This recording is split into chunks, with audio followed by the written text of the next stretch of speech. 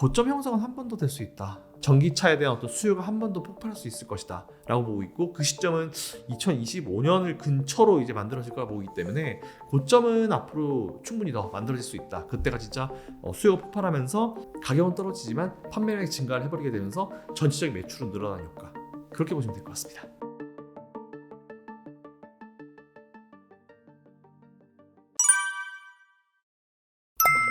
하이브리드요. 전기차에 대안으로 저는 글쎄요. 하이브리드. 그 하이브리드가 떠오른다는 뉴스는 저 좀 브릿지 느낌이 좀 강해요. 브릿지 느낌. 그래서 오히려 이것 때문에 전기차를 매도하시고 하이브리드 쪽으로 넘어가시는 분들이 계실 거라고 생각은 하는데, 오히려 하이브리드 모르겠습니다. 저는 하이브리드 쪽으로 투자하는 게 맞나? 오히려 이거는 되게 오래된 일종의 테마였었잖아요. 하이브리드가 뭐 지금 당장 나온 것도 아니고 이미 있었던 어떤 이슈 내 종목이기 때문에, 만일 제 동생이나 누가 저한테 지금 전기차 팔고 하이브리드 넘어가야 되는 거 아니야? 라고 하면은 저는 그냥 한마디 그냥 욕할 것 같아요. 그냥 있어 이럴 것 같아요. 저는 오히려 하이브리드 카가 떠올 수 있다고 하긴 하지만 이게 전기차의 대안으로 된다? 저는 그렇게 보지 않습니다. 이게 불이 안 꺼지잖아요. 이게 문제가 뭐냐면 전소될 때까지 이제 불이 안 꺼지는 문제죠. 그래서 지금 뭐 전기차 불을 끄려면은 그 위치에다가 막 그 차를 갖다 물에 담궈야 된다, 뭐 이런 얘기까지 나오고 있는 상황인데, 이거는 뭐 아무래도 배터리가 개발됨에 따라서 좀 해결이 될 문제라고 보고 있는데, 사실 이게 그런 것 같아요. 전기차들은 보면은 이제 아무래도 공학적인 부분 때문에 다 이제 밖에서 이제 핸들이 다 들어가 있잖아요. 불이 났을 때 뭐 소방관 분들이 오셔가지고 아니면 뭐 암에서도 이제 대피하거나 해야 되는 상황인데, 그게 안 되면서 몇 번 이제 많이 좀 이제 피해를 보셨던 분들이 계셔가지고 이런 걱정이 있는 것 같은데, 사실 이거는 조금 아닌 것 같아요. 왜냐하면 유리창 깰 수 있는 그런 제품들도 많거든요, 사실은.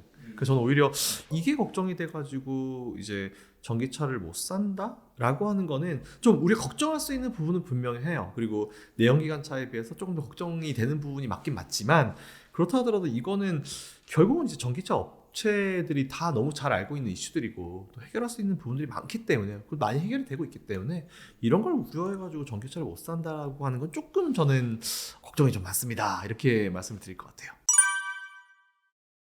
뭐 보통 이제 구더기 무서워서 장 못 담근다 뭐 이런 얘기 있잖아요.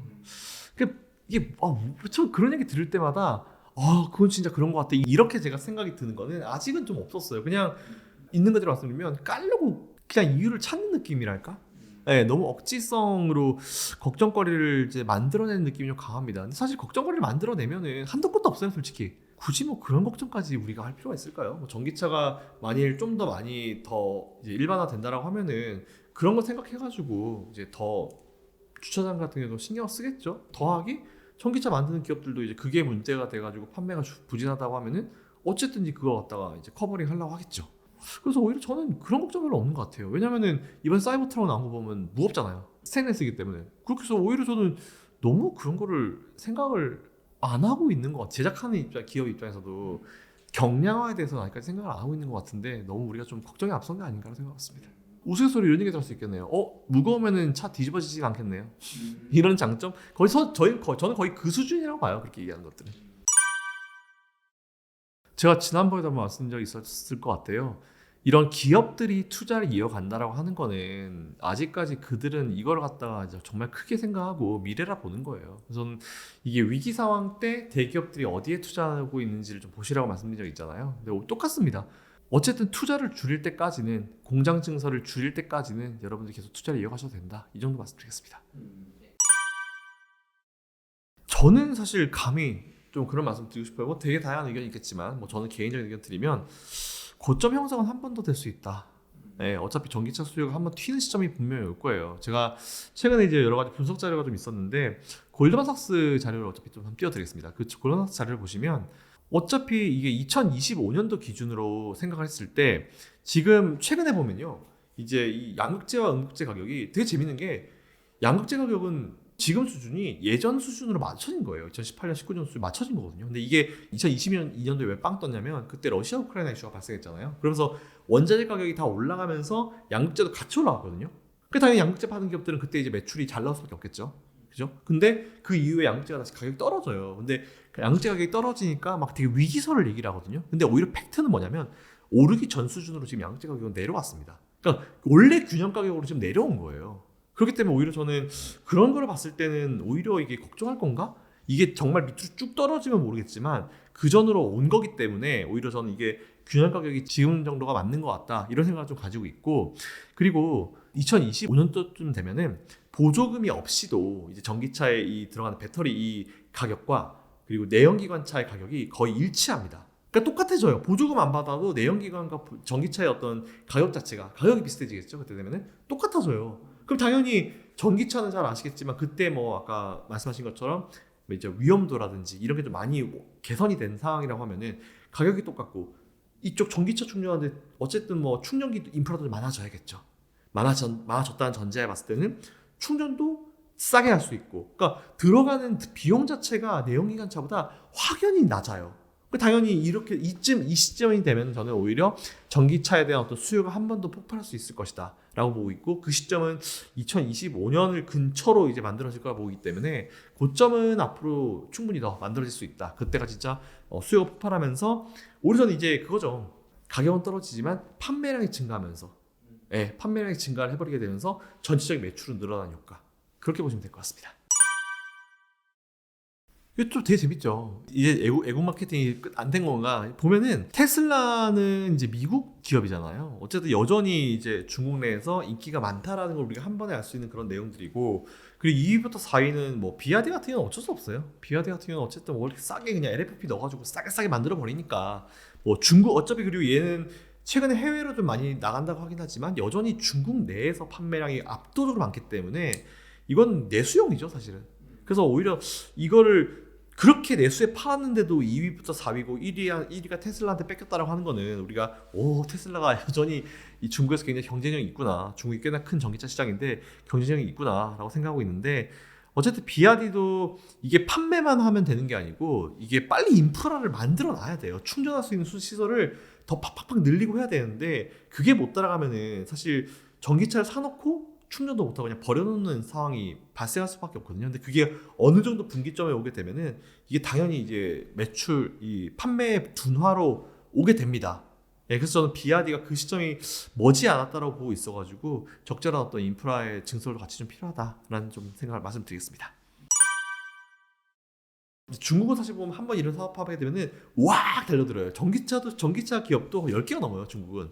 근데 이제 이런 상황이 발생했고, 결국은 이제 경쟁이잖아요. 그 차량 그 회사가 만나도 경쟁이 만들어지는데, 결국 이럴 때 살아남는 건 상위 몇 개 기업밖에 살아남지 못하거든요. 근데 이제 그렇다면 밑에 있는 기업은 어디론가 이제 인수합병이 돼서 들어가겠죠. 그래서 저는 오히려 그렇게 보고 있어서, 오히려 지금 이렇게 처음에 어떤 전기차 산업이란 게 나왔고 중국 시장이 확 달려들었고, 이제 거품이 한번 안정적으로 조정을 받으면서 이런 기업들도, 버티지 못한 기업들은 도산하고 다른 쪽에 인수되고, 지금 이런 과정이 되고 있어가지고 저는 사실 이거 되게 선순환 구조라고 생각합니다. 근데 이제 그게 만일 뭐 1위 기업한테 밑에 기업이 들어가게 되면은 뭐 좀 더 커질 수 있는 그런 게 있긴 있겠지만, 경쟁자가 사라진다는 거는 언제나 좋은 일입니다. 뭐 그건 맞는 것 같아요. 그래서 일단 국내 기업들한테는 조금 긍정적으로 이제 비칠 수는 있긴 있겠지만, 얼마나 긍정적으로 이제 될지 효과는 좀 지켜봐야 되지 않을까 생각하고 있습니다. LFP. 사실 LFP는 뭐 전기차에 들어갈 만한 배터리는 아닌 것 같아요. 그 뭐 제가 예전에 말씀드렸지만, LFP는 처음에 2010년도에 이제 미국에서 개발이 됐죠. 그리고 이제 그 이후에 우리나라도 했었는데 그걸 갖다가 상품화 시키지 않은 이유는 그만큼 뭐 좋으면 다 들어가 있겠죠, LFP가. 근데 그게 안 됐기 때문에 상품화 시키지 못한 것 같고, 그 이후에 중국이 라이센스를 가져가면서 중국에서 LFP 마치 뭔가 있는 것처럼 빵 띄워놨는데, 물론 예전에 처음 나왔었던 모델보다는 되게 많이 개선이 됐어요. 지금도 계속 개선이 되고 있는 상황이고, 거기다 망간 넣어가지고 더 업그레이드하고 이런 게 발생하고 있긴 하지만, 일단은 뭐 LFP랑 어쨌든 우리가 3원계를 비교를 할 수밖에 없는 그런 상황이잖아요. 저는 뭐 LFP가 3원계를 대체할 수 있는 날은 오진 않을 것이다, 이렇게 좀 생각을 하고 있고, 오히려 지금 3원계가 조금 뭔가 우리한테 관심밖에 멀어진 게 LFP가 올 여름부터예요. 사실은 올 여름부터 관심에 들어오면서 확 뜬 건데, 일단 LFP는 일단 겨울 한번 지나봐야 평가할 수 있을 것 같다는 말씀을 좀 같이 드리면서, 일단 뭐 저장 장치로서의 영향이라든지 뭐 다양하게 있으실 수 있겠지만, 저는 모르겠습니다. 지금 생각한 것만큼, 많은 사람들이 기대하고 생각한 것만큼 LFP가 그렇게 큰 시장을 형성을 할까? 앞으로 이 시장이 더 커질까? 얼마나 커질까? 물론 중국이 하기 때문에 어느 정도까지 캐파가 커질 수 있긴 있겠지만 내실을 따졌을 때 과연 이게 경쟁력이 있나라는 그런 생각을 한번 해봤습니다. 이 얘기는 아까 앞에서 같이 했었던 내용이었는데 그 자료 띄워드릴게요. 골드만삭스 자료인데 2025년도쯤 되면은 이제 전기차가 보조금 없이도 내연기관과 거의 이제 들어가는 비용 자체가 똑같아진 시점이 와요. 근데 그 이후 더 떨어지거든요. 오히려 그렇게 되면 오히려 저는 전기차가 훨씬 더 이제 상대적으로 이제 더 많은 어떤 수요를 가질 수 있을 거라 보고 있어서 배터리 가격은 제가 봤을 땐 지금보다 더 떨어질 겁니다. 왜냐면은 앞에서도 말씀드렸지만 양극재 가격이 한번 이제 러시아 우크라이나 때문에 한번 튀었다가 그때 이제 막 고프로 같은 기업들 실적도 높았죠. 뭐 비싸게 파니까 실적이 높은 거고 이게 다시 원래 그 2018년, 19년, 20년 수준으로 내려오고 있어요. 근데 그 내려오는 퍼센티지는 지금보다 한 40% 정도 더 내려올 수 있습니다. 근데 앞에서 말씀드렸지만 이 40% 정도 가격은 더 떨어져가지고 가격은 떨어질 수 있는데 오히려 그렇게 내연기관차와 똑같은 비용이 들어간다 봤을 때 이때 전기차에 대한 수요가 확 터지면서 오히려 판매는 더 훨씬 더 증가할 수 있다. 그렇게 되면 오히려 이 가격은 낮아지지만 판매가 증가하면서 전반적인 실적은 훨씬 더 좋아질 수 있다. 뭐 이렇게 결론 내리시면 될 것 같습니다. 특히나 이제 지금부터 중요한 건 매출과 영업이 얼마나 실제 남는지가 중요할 것이고 그리고 지금 어쨌든 앞으로 오는 시장은 제가 봤을 때는 똑같은 업종 내에서라도 실적 잘 나오고 이제 숫자가 잘 찍히는 기업이라고 표현하죠. 이 숫자가 잘 찍히는 기업과 못 찍히는 기업의 갭은 엄청나게 벌어질 겁니다.